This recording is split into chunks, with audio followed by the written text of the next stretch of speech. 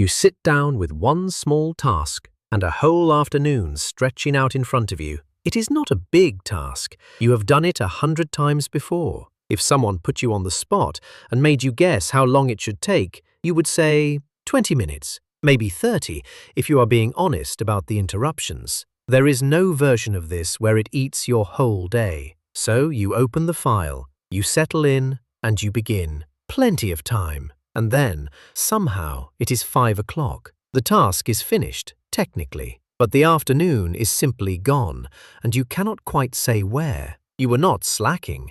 You did not vanish into your phone for 3 hours. You were working, checking, adjusting, rereading, fixing one more little thing, the entire time. So here is the question actually worth sitting with. If the job only needed 20 minutes, where did the other 4 hours go? The comfortable answer is that you are just slow, or distracted, or bad at focusing. Hold on to that answer for a moment, because it is almost certainly wrong. What happened to your afternoon is not a flaw in your character. It is a law, a real one, written down in 1955, and it describes you so precisely that it is almost rude. The man who wrote it was not a productivity guru. There were no productivity gurus in 1955. He was a British naval historian named Cyril Northcote Parkinson, and he was not studying you at all. He was studying the Navy. But while he was in there, he noticed something, and he folded it into a single sentence in The Economist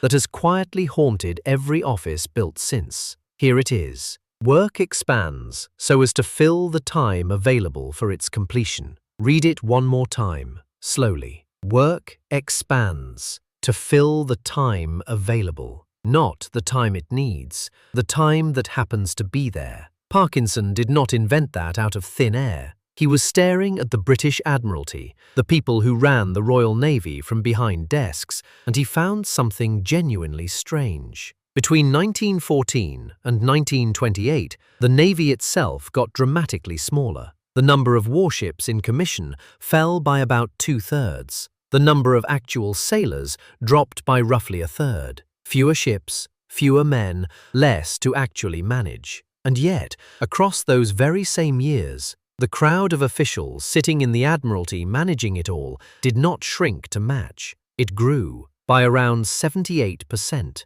Sit with that shape for a second. The thing being managed got smaller. The management almost doubled. Now, to be fair, those are the figures Parkinson cited himself, and historians since have squinted at them and argued over the exact counts. But the pattern he was pointing at is the part that survives, because you have watched it happen with your own 2 eyes. The work of administering had quietly expanded to fill the people available to do it. Give a department a year and 4 people, and it will reliably produce 1 year of 4 people work, whether the underlying job calls for that much or not. Parkinson even offered 2 reasons for the swelling, and neither of them is laziness. An official, he said, prefers to multiply his subordinates, not his rivals. A bigger team underneath you simply looks like importance. And officials, once hired, busily make work for one another. Each memo demanding a reply, each reply demanding a meeting.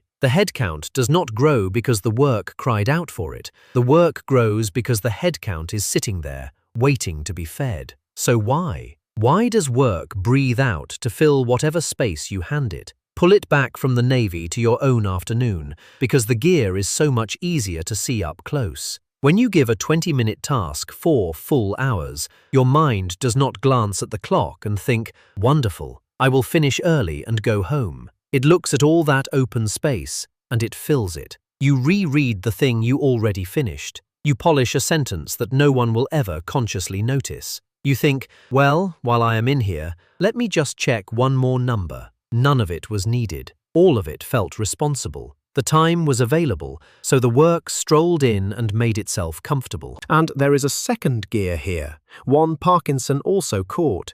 And once you have seen it, you genuinely cannot unsee it. He called it the law of triviality. Picture a committee with 2 items on the agenda. The first is a nuclear reactor, millions of dollars, dizzyingly complex. The second is a bike shed for the staff out back. The reactor gets waved through in about 2.5 minutes because almost nobody in the room actually understands it, so nobody dares to argue. And then those very same people spend the next 45 minutes locked in combat over the bike shed, the color, the roof, whether it should be there at all, because everybody, finally, has an opinion they can defend. That is the same law, just wearing a different coat. Work does not only expand to fill time, it expands toward the parts that are easy to have opinions about. Give a task room to grow, and it is not the hard, important core that swells up to fill the space. It is the trivial, comfortable edges,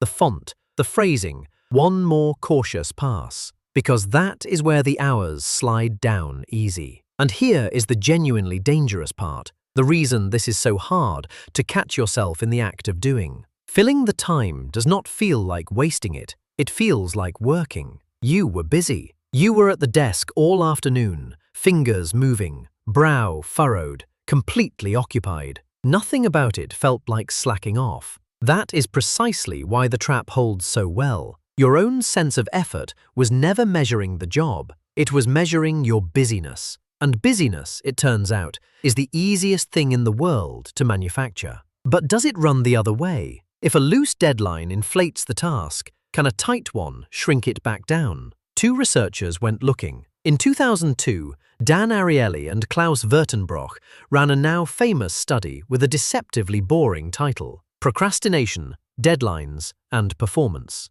They took students with papers due, and they varied the deadlines. Some had their due dates spaced out and fixed for them. Others were simply told, hand everything in by the very end, whenever you like. And the people with the spaced-out, enforced deadlines did measurably better work. When students were allowed to set their own deadlines, it did help, but they tended to set them imperfectly, leaving themselves a little too much rope. The lesson underneath is the same one Parkinson was quietly grinning about. The deadline is not a neutral ruler, measuring the work from the outside. The deadline shapes the work. Now, one careful distinction, because it is easy to blur, and the difference genuinely matters. You might be thinking, isn't this just me underestimating how long things take? It is not, and clearing up that confusion is worth a moment. Underestimating is a separate phenomenon entirely. Kahneman and Tversky gave it its own name, the planning fallacy. Our stubborn habit of predicting that a task will take less time than it really will. That points one direction.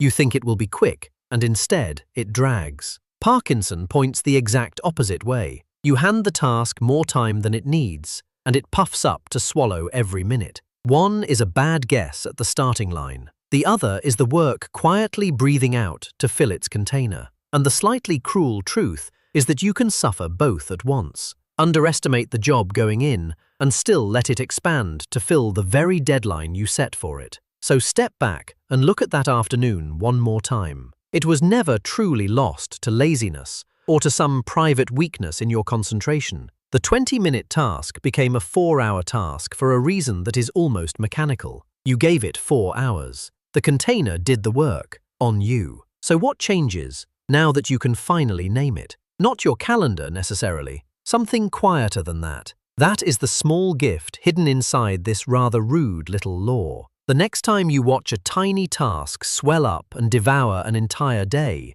you do not have to reach for the word slow. You do not have to take it personally at all. You can just watch the gear turn. The work did not need that time. It simply took the room you left open for it. The box was never measuring the job. It was building it. And the moment you can see a thing being built, you stop mistaking it for the weather. It is not happening to you. It is happening through you, in the space you left wide open. And a space, unlike a character flaw, is something you can simply notice.